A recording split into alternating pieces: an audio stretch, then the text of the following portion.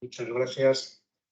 Me gustaría agradecer a María Jesús Zamora Calvo y a los demás responsables de este congreso que lo hayan organizado, porque su tema me parece interesantísimo. Su invitación, además, me permite conocer a otros colegas y volver a la Universidad Autónoma de Madrid, en la que tengo grandes compañeros y amigos, y siempre para mí es una alegría. Así que muchas gracias por la invitación. Voy a centrar mi intervención en algunos aspectos relacionados con la vejez de Cervantes y con la forma en que recibió la publicación o la aparición del Quijote Apócrifo de Avellaneda. Como todos sentimos un gran aprecio por Cervantes, nos habría gustado que los últimos años de su vida fueran placenteros y que hubiera podido dedicarse tranquilamente, sin injerencias extrañas, a publicar sus mejores obras. Y esta versión un tanto idílica es la que figura en la mayor parte de sus biografías, en las que figura lo siguiente sobre los últimos años de su vida. En la segunda mitad de 1614, cuando Cervantes rondaba los 67 años, se publicó el Quijote Apócrifo de Avellaneda, y fue entonces cuando Cervantes lo conoció. Él, por aquel momento, llevaba ya escritos 58 capítulos de su segunda parte, en los que hizo algunos retoques para aludir a la obra de Avellaneda, y a partir del capítulo 59 mencionó expresamente el libro publicado de Avellaneda y se dedicó a criticarlo. Por ello, el Quijote Apócrifo solo le habría importunado en el último año y medio de su vida, ya que Cervantes murió en abril de 1666 a la edad de 68 años. Lamentablemente, las cosas no sucedieron así, sino que fueron mucho más dolorosas para Cervantes. Como enseguida explicaré, Cervantes no conoció el Quijote Apócrifo de Avellaneda cuando se publicó en 1614, sino que conoció su manuscrito varios años antes, y eso le obligó a dar una respuesta a Avellaneda que se extendió por los últimos años de su vida. Tuvo que escribir sus obras bajo presión para dar una respuesta al manuscrito de Avellaneda. Pero intentaré explicar estos detalles más detalladamente. El tema de la vejez de Cervantes está presente tanto en el prólogo de Avellaneda como en el prólogo de la segunda parte del Quijote cervantino. En su prólogo, Avellaneda tachó de manco y de viejo a Cervantes, y estas fueron sus palabras. Y digo mano, pues confiesa de sí que tiene solo una, y hablando tanto de todos, hemos de decir de él que como soldado tan viejo en años, cuanto mozo en bríos, tiene más lengua que manos. Un poco después, en el mismo prólogo, Avellaneda insiste en la vejez de Cervantes, escribiendo lo siguiente. Miguel de Cervantes es ya de viejo como el castillo de San Cervantes, y por los años tan mal contentadizo que todo y todos le enfadan. Y Cervantes replicó estas palabras en el prólogo de la segunda parte de su Quijote, de su verdadero Quijote, en el que se lee lo siguiente. Lo que no he podido dejar de sentir es que me note de viejo y de manco, como si hubiera sido en mi mano haber detenido el tiempo, que no pasase por mí, o si mi manquedad hubiera nacido en alguna taberna, sino en la más alta ocasión que vieron los siglos pasados, los presentes y esperan ver los venideros. Esa alta ocasión a la que se refiere Cervantes es la batalla de Lepanto, que tuvo lugar en 1571. Como es sabido, Cervantes tuvo un comportamiento heroico en esa batalla, ya que se encontraba enfermo de calentura. Su capitán le dijo que se quedara en la cámara de la galera con los más enfermos, pero él se empeñó en pelear y recibió varias heridas en el pecho y en la mano, motivo por el que se le conoce como el manco de Lepanto. Y si Cervantes se refiere en el prólogo de la segunda parte de su Quijote a esa batalla, es porque tuvo una importancia esencial en la disputa que tuvo con Avellaneda, ya que Avellaneda usurpó su comportamiento heroico en esa batalla, dando lugar a la réplica de Cervantes. Pero para explicar la disputa literaria entre Cervantes y Avellaneda, voy a referirme a las biografías de ambos y comenzaré mencionando algunos datos sobre las de Cervantes. Desde que Mayans y Siscar publicaran en 1737 su vida de Cervantes, se han escrito muchas biografías sobre él. Las biografías se multiplicaron a lo largo del siglo XIX, del siglo XX y se han extendido hasta la actualidad.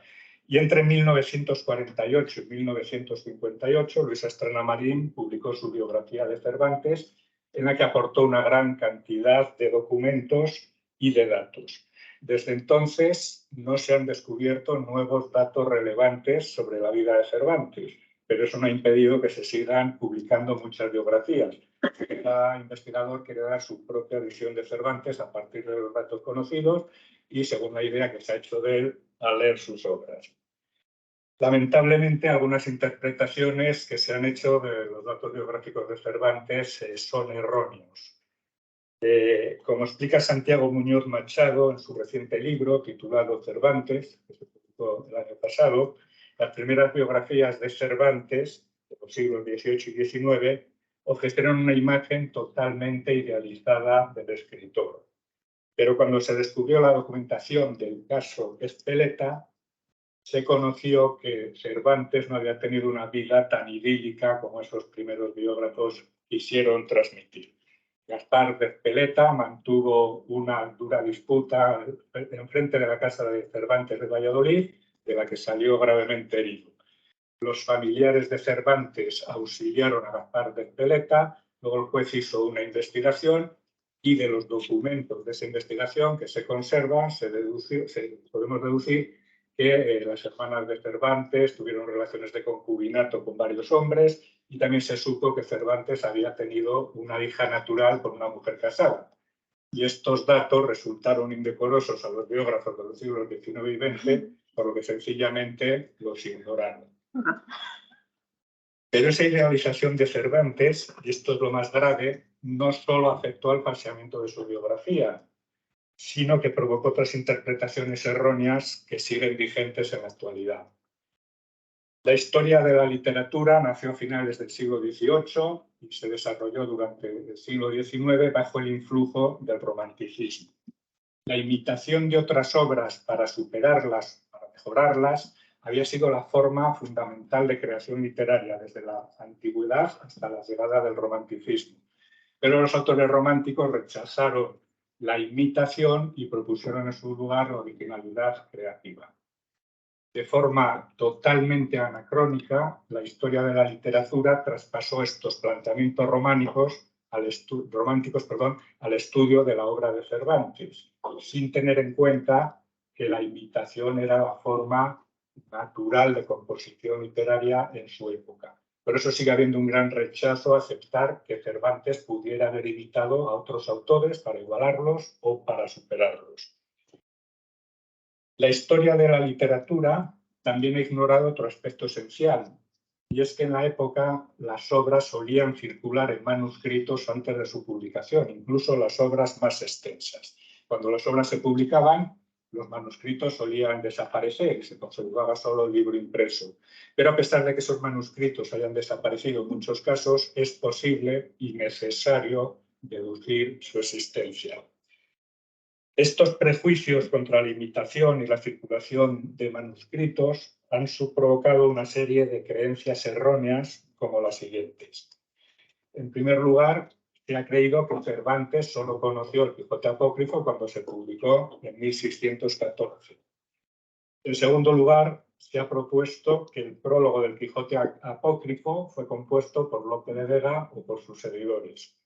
Y en tercer lugar, se ha pensado que Cervantes no sabía quién era Avellaneda. Pero estas tres creencias han resultado ser falsas y es preciso desterrarlas para explicar lo que realmente le ocurrió a Cervantes en los últimos años de su vida. Las biografías más recientes han desenmascarado, afortunadamente, las manipulaciones de los primeros biógrafos cervantinos, pero solo han tenido en cuenta dos aspectos: los datos históricos que se conservan y lo que Cervantes dice de sí mismo en sus propias obras. Y no han tenido en cuenta otro aspecto esencial, que es que Cervantes realizó una gran cantidad de alusiones a las obras de otros autores, ya fuera para mejorarlas, para burlarse de ellas, para criticarlas y también para sugerir la verdadera identidad de Avellaneda. Y el análisis intertextual de esas alusiones permite deducir datos importantísimos sobre lo que le ocurrió a Cervantes en los últimos años de su vida, dando una visión completamente diferente a la que ahora aparece en sus biografías. Sintetizaré a continuación algunos hechos de la vida de Cervantes que pueden deducirse del análisis de sus obras con respecto a las de otros autores, de las alusiones que hizo a las obras de otros autores. Antes de escribir la primera parte del Quijote, Cervantes intentó vender sus comedias a los directores teatrales, pero estos la rechazaron porque preferían el nuevo estilo dramático que había impuesto Lope de Vega. Además, la novela pastoril de Lope de Vega, La Arcadia, que se publicó en 1598, tuvo mucho mayor éxito que la novela pastoril que Cervantes había publicado antes, La Galatea, en 1585. De ahí que Cervantes, en la primera parte del Quijote, imitara para mejorarla y se burlara de algunos episodios de La Arcadia de Lope de Vega. Además, en la conversación entre el canónigo del Toledo y el cura, inserta también la primera parte del Quijote, Cervantes arremetió contra el manuscrito del arte nuevo de hacer comedias de Lope de Vega, diciendo que no guardaba las normas tradicionales del arte. Por otra parte, en 1593, el soldado aragonés Jerónimo de Pasamonte hizo correr el manuscrito de su autobiografía, conocida como Vida y Trabajos. En dicha autobiografía, Pasamonte narra que justo antes de la batalla de Lepanto, en 1571, se encontraba muy enfermo, tuvo diversas enfermedades que le tuvieron al borde de la muerte. Y apenas narra nada sobre lo que ocurrió en la batalla de Lepanto. Se limita a decir que salió sin ninguna herida, aunque su galera peleó con 3 del turco. Debido a que era muy joven, por entonces solo tenía 18 años, ya que él mismo había contado que previamente a esa batalla había sufrido graves enfermedades, lo más probable es que se quedara en la cámara de la galera con los demás enfermos y que por eso no tuviera que contar gran cosa sobre la batalla de Lepanto. Pero en otro momento de su autobiografía, al describir la toma de la goleta, que tuvo lugar 2 años después, en 1573, Pasamonte se atribuyó el comportamiento heroico que había tenido Cervantes en la batalla de Lepanto, ya que se presentaba como un enfermo de calentura, al que su capitán le aconsejaba que se quedara en la galera del barco con los demás enfermos, pero él, apelando a su honra, se empeñaba en pelear. La diferencia es que Cervantes recibió muchas heridas en Lepanto, graves heridas en Lepanto, y en la toma de la goleta no hubo auténtica batalla, porque los turcos huyeron al ver llegar a los cristianos. Y en respuesta a esa usurpación, Cervantes satirizó a Pasamonte en la primera parte del Quijote, convirtiéndolo en el galeote Ginés de Pasamonte, que es tachado de embustero, cobarde y ladrón, y que es insultado muy gravemente por Don Quijote y por Sancho. Jerónimo de Pasamonte también había narrado en su autobiografía que en la toma de la goleta fue capturado por los turcos y sufrió después un largo cautiverio de 18 años. Y narraba en su autobiografía pues, todas las penurias de ese cautiverio hasta que consiguió liberarse y volver a España.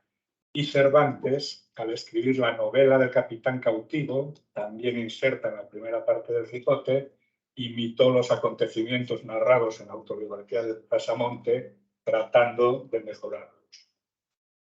Así pues, en la primera parte del Quijote, Cervantes atacó claramente a 2 personas, a Lope de Vega y a Jerónimo de Pasamonte, y además imitó sus obras para superarlas, tratando así de mostrar su superioridad en el ámbito de la narración. Hacia 1603, cuando Cervantes tenía 55 o 56 años, culminó la primera parte del Quijote y la puso en circulación manuscrita, como era habitual en la época. Lope de Vega leyó el manuscrito de la primera parte del Quijote y en el prólogo del Peregrino en su patria, escrita a finales de 1603 o a principios de 1604, Lope de Vega hizo ver que Cervantes, el manuscrito de la primera parte del Quijote, le había imitado y atacado. Además, se defendió de las críticas de Cervantes argumentando la necesidad de que las obras dramáticas no respetaran las normas tradicionales, puesto que en eso consistía precisamente su renovación poética, su arte nuevo de hacer comedia. En una carta fechada en agosto de 1604, Lope tachó a Cervantes de mal poeta y de necio a quien elogiara a Don Quijote, y se refirió a la próxima publicación de ese manuscrito del Quijote de Cervantes, que efectivamente se publicó poco después, a principios de 1605. Por esas mismas fechas, en enero de 1605, Jerónimo de Pasamonte había concluido la versión definitiva de su vida y trabajos y la puso en circulación manuscrita. Es muy posible, ahí se acaban nuestras noticias de Pasamonte, que estaba entonces en Italia, pero es muy posible que regresara después Pasamonte a España, a su tierra aragonesa, y que ingresara en el monasterio de Piedra, en la provincia de Zaragoza. En su autobiografía he insistido varias veces en que quería ingresar en un monasterio de frailes Bernardos, y se han encontrado algunos documentos fechados hacia 1625 en los que aparece un fraile Bernardo del monasterio de Piedra llamado Jerónimo de Pasamonte, cuyas firmas presentan notables similitudes con las firmas autógrafas que aparecen en la vida y trabajos de Jerónimo de Pasamonte. Y el año pasado, como comenté en un artículo publicado en la revista Castilla, ha aparecido otro documento del monasterio de Piedra en el que sigue figurando un monje llamado Jerónimo de Pasamonte en 1629. Por lo que es muy posible que Pasamonte muriera en el monasterio de Piedra tras haber alcanzado la edad de 76 años.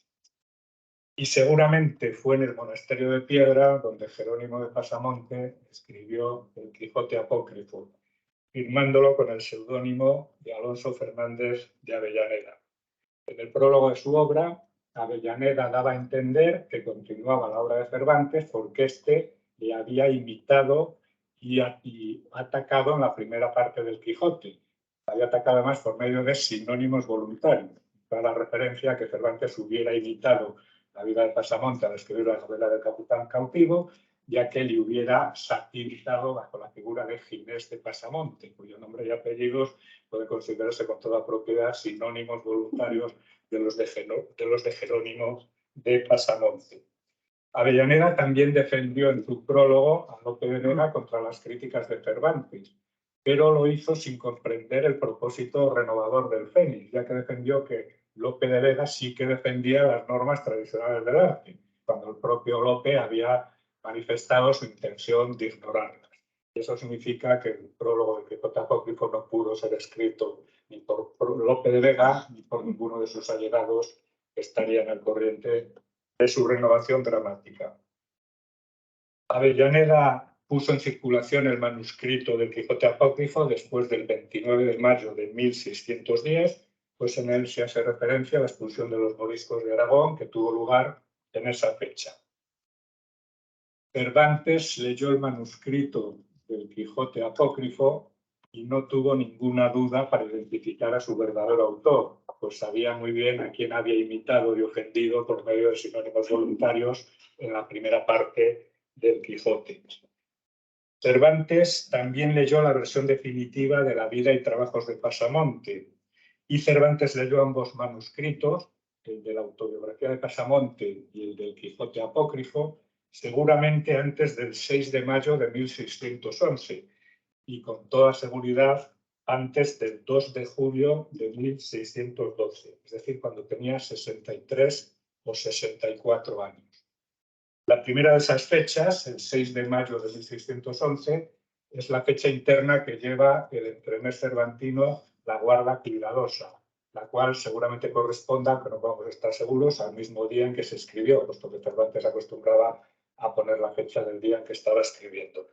Pero la segunda fecha es mucho más segura, el 2 de julio de 1612 es la fecha de solicitud de aprobación de las novelas ejemplares. Y tanto en ese entremés como en algunas de las novelas ejemplares de Cervantes, como El coloquio de los perros, el licenciado Vidrieras, hay clarísimas alusiones conjuntas a los manuscritos de la vida de Pasamonte y del Quijote de Avellaneda.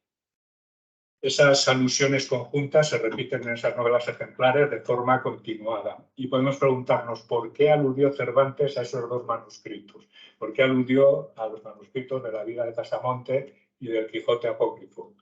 Y solo cabe una explicación, y es que quiso dar a entender que ambos manuscritos habían sido escritos por la misma persona. Por eso, las continuas alusiones conjuntas que Cervantes hizo a esos manuscritos del Quijote apócrifo y de la vida de Pasamonte revelan algo esencial, que el propio Cervantes creía que Pasamonte era Avellaneda. Además, algunas de esas alusiones son claras burlas y correcciones del Quijote apócrifo, las cuales demuestran que Cervantes conoció el Quijote apócrifo años antes de que se publicara, pues solo se pueden hacer burlas y correcciones de textos que existen con anterioridad. Las novelas ejemplares se publicaron en 1613 y el Quijote apócrifo se publicó en 1614. Y si Cervantes no hubiera conocido el manuscrito del Quijote apócrifo, difícilmente podría haberse burlado de él o podría haberlo corregido en las novelas ejemplares. Para no extenderme demasiado, voy a poner un único ejemplo de la forma en que Cervantes se burla del manuscrito de Avellaneda en una de sus novelas ejemplares, en el Coloquio de los Perros. En el capítulo 28 del Quijote apócrifo, Avellaneda describe una escena que transcurre en Alcalá de Henares, en la que Don Quijote ve una procesión de estudiantes de medicina en honor a un catedrático que acaba de obtener la cátedra, como era costumbre en la época. Don Quijote, alocado, se imagina que están celebrando las justas o las bodas de alguna infanta y un estudiante que le oye dice lo siguiente: aquí no hay justas ni infantas de las que vuesa merced ha dicho, sino un paseo que hace la universidad a un médico que ha llevado la cátedra con más de 2000 estudiantes de medicina. Y en el Coloquio de los Perros, el perro Berganza cuenta, el perro pícaro Berganza cuenta que llegó en sus andanzas a Alcalá de Henares y que allí oyó a un estudiante que decía lo siguiente: que de 5000 estudiantes que cursaban aquel año en la Universidad de Alcalá, los 2000 oían medicina. Cipión pregunta a Berganza que qué infiere de eso, y Berganza contesta lo siguiente: infiero o que estos 2000 médicos han de tener enfermos que curar, que sería harta plaga y mala aventura, o ellos se han de morir de hambre. Como se ve, Cervantes sitúa a Berganza como testigo de la conversación entre Don Quijote de Avellaneda y el estudiante en Alcalá, y se burla del exagerado número de estudiantes de medicina que había mencionado Avellaneda. Y esta burla permite deducir que las cosas sucedieron así. Avellaneda indicó en el manuscrito del Quijote apócrifo que en Alcalá de Henares había 2000 estudiantes de medicina. Cervantes leyó esa exageración en el manuscrito de Avellaneda y se burló de ella al componer el Coloquio de los Perros. Y como esta, en el licenciado Vidriera, en el Coloquio de los Perros, hay otras muchas burlas y correcciones del manuscrito del Quijote apócrifo, las cuales demuestran de forma fehaciente que la obra de Avellaneda circuló de forma manuscrita antes de su publicación. Así que tenemos dos certezas esenciales con respecto al enfrentamiento entre Cervantes y Avellaneda. La primera es que Cervantes leyó el manuscrito del Quijote apócrifo varios años antes de que se publicara en 1614. Y la segunda es que el propio Cervantes creía que Pasamonte era Avellaneda. Por lo tanto, es imprescindible revisar las biografías de Cervantes, ya que no conoció el Quijote apócrifo cuando tenía 67 años y le quedaba 1 año y medio de vida, sino que conoció su manuscrito cuando tenía 63 o 64 años. Y el conocimiento del manuscrito de Avellaneda, sin duda, supuso para él una gran conmoción, puesto que amenazaba con arrebatarle su éxito literario más importante. Por eso, Cervantes dedicó el último lustro de su vida a dar una respuesta contundente a Avellaneda. Y esa respuesta se produjo en algunas de las obras más importantes que escribió en los últimos años de su vida, como el Coloquio de los Perros, el licenciado Vidriera y especialmente la segunda parte de su Quijote. Para componer la segunda parte del Quijote, Cervantes siguió el ejemplo de Mateo Alemán, quien poco antes se había visto envuelto en una situación parecida. En 1599, Mateo Alemán había publicado la primera parte del Guzmán de Alfarache, que tuvo un éxito extraordinario, más de la que tendría el propio Quijote. Y ese éxito hizo que la obra de Mateo Alemán tuviera una continuación apócrifa que se publicó en 1602, firmada con el nombre falso de Mateo Luján de Sayavedra. Como respuesta a esa impostura, Alemán publicó la verdadera segunda parte del Guzmán en 1604 y en el prólogo de esa obra confesó expresamente que había imitado la obra de su imitador para componer la suya, pagándolo con su misma moneda. Y además desveló la verdadera identidad de Mateo Luján de Sayavedra. Cervantes, que conocía muy bien el caso de Alemán, hizo lo mismo que él, aunque sin reconocerlo expresamente. Se sirvió del Quijote apócrifo para componer la verdadera segunda parte de su Quijote y sugirió la verdadera identidad de Avellaneda. Cervantes, claro está, no realizó una imitación servil del Quijote apócrifo, sino que se burló continuamente de sus escenas, lo criticó duramente, lo mejoró en otras ocasiones y sobre todo corrigió todas las características que Avellaneda había adjudicado a Don Quijote y a Sancho. Y el resultado de esa imitación, peyorativa, correctiva, satírica, fue una obra extraordinaria. Cervantes escribió la segunda parte de su Quijote aceleradamente, tratando de adelantarse a la publicación del manuscrito de Avellaneda. Pero en la segunda mitad de 1614, cuando tenía 67 años y se llegaba a la altura del capítulo 58, el Quijote apócrifo se publicó. Sin duda, eso supuso otro durísimo golpe para Cervantes, pues comprobó que su rival se le había adelantado, impidiéndole ser el único que publicara las dos verdaderas partes del Quijote. La publicación del Quijote apócrifo provocó una vehemente reacción de Cervantes, quien a partir del capítulo 59 de la segunda parte de su Quijote se refirió expresamente al libro de Avellaneda para criticarlo. Y en el mismo capítulo 59, Cervantes sugirió claramente la identidad de Avellaneda. Don Quijote cervantino está en una venta y en la habitación contigua hay dos personajes que están leyendo el Quijote apócrifo recién publicado, por lo cual Don Quijote se interesa rápidamente. Y cuando uno de estos personajes ve a Don Quijote cervantino, le reconoce inmediatamente como el verdadero y le entrega el libro apócrifo en señal de su reconocimiento. Y adivinan cómo se llama ese personaje que reconoce a Don Quijote de Cervantes como el verdadero y que le entrega el libro apócrifo en señal de reconocimiento. Sí, se llama precisamente Jerónimo, como Jerónimo de Pasamonte. Cervantes creó así una escena magistral, haciendo que la propia representación literaria en Avellaneda, encarnada en ese personaje llamado Jerónimo, reconociera a su Don Quijote como el verdadero. Además, indicó 4 veces y de manera inequívoca que Avellaneda era aragonés. Y en el prólogo de su segunda parte, Cervantes respondió a los insultos de Avellaneda, quien le había tildado, como decía antes, de viejo y de manco.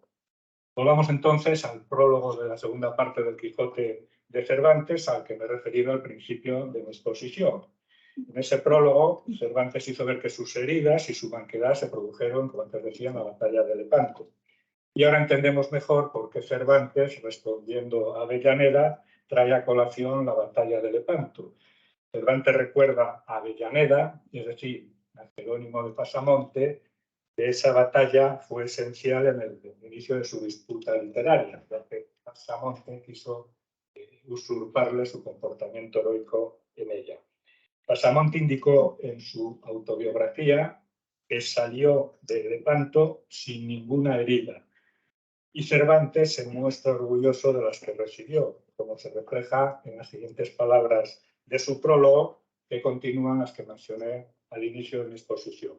En ellas, como veremos, Cervantes no solo ensalza su propia valentía, sino que alude a la que no mostró Pasamonte.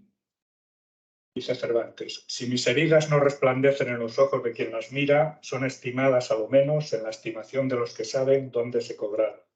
El soldado más bien parece muerto en la batalla que libre en la fuga. Y es esto en mí de manera que si ahora me propusieran y facilitaran un imposible, quisiera antes haberme hallado en aquella fracción prodigiosa que sano ahora en mis heridas sin haberme hallado en ella. Así, el viejo Cervantes recuerda con orgullo su comportamiento heroico en Lepanto, del que Pasamonte no puede presumir. Además, Cervantes defiende las virtudes de la vejez al añadir a continuación lo siguiente: y hace de advertir que no se escribe con las canas, sino con el entendimiento, el cual suele mejorarse con los años. Y poco después, en el mismo prólogo, Cervantes denunció que el nombre y el lugar de origen que se había atribuido a Avellaneda eran falsos, llamando así la atención sobre las pistas que había dejado en el cuerpo de su novela sobre la verdadera identidad de Avellaneda. Finalmente, la autorización de la verdadera segunda parte del Quijote se otorgó a principios de 1615, pero Cervantes tuvo que esperar a verla publicada hasta finales de ese año, cuando ya tenía 68 años y murió poco después, en abril de 1616. En conclusión, las alusiones que Cervantes realizó a las obras de otros autores permiten deducir nuevos datos biográficos sobre los últimos años de su vida. Cervantes no conoció el Quijote apócrifo cuando le quedaba 1 año y medio de vida, sino que conoció mucho antes su manuscrito, cuando le quedaban 4 o 5 años de vida. Y eso le obligó a dar una respuesta contundente a Avellaneda, que le tuvo ocupado en el último lustro de su existencia. El conocimiento del manuscrito del Quijote apócrifo sin duda supuso un duro golpe para Cervantes, y no menos dolorosa tuvo que resultarle su posterior publicación. Cervantes se vio obligado a responder a Avellaneda y lo hizo en alguna de las obras más importantes que escribió, entre las que destaca lógicamente la verdadera segunda parte de su Quijote. Hemos tardado mucho tiempo en descubrir la forma en que Cervantes respondió a Avellaneda y cómo sugirió su verdadera identidad, pero sus obras nos mandan así, como otra muestra de su excelencia, un mensaje asombroso a través de los tiempos. Muchas gracias.